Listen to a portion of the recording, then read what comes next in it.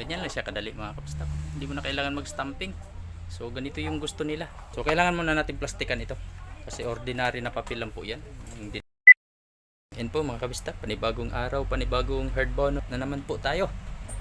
Yan, so mayroon po tayong gagawin ngayon na 14 peraso po ito. Ang kagandahan niyan mga kabisdak ay di na po tayo mag-stamp. Yan, gagawa lang po tayo ng cover tapos dikit lang po yung itong papel na to. Idikit lang po dun sa cover. So ito po ay mga suki na namin, no. Marami na kaming ginawa sa kanila na ganun po ang gusto nila. Yan, no. Nakadikit lang po yan sa cover. Ito po yan.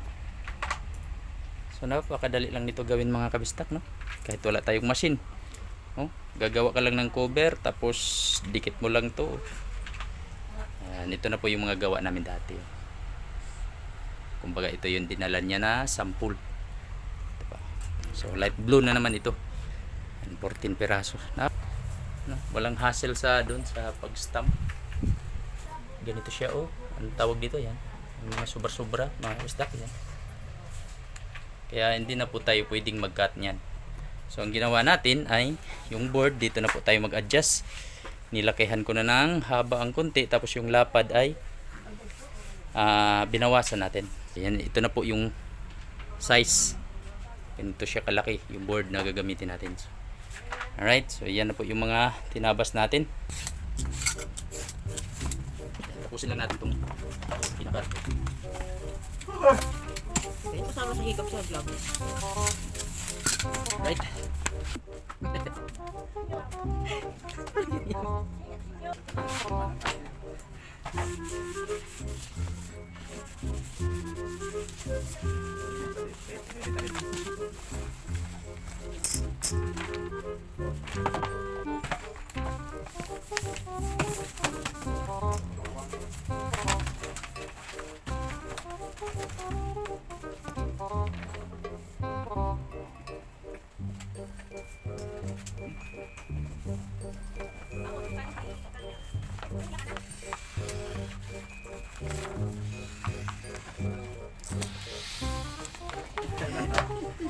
Okay kayo.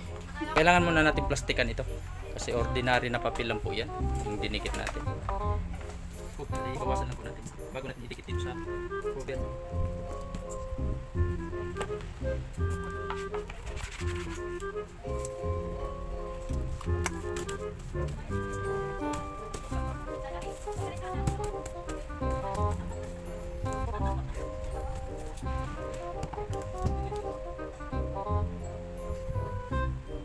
Lagyan lang natin itong pila mga gusto.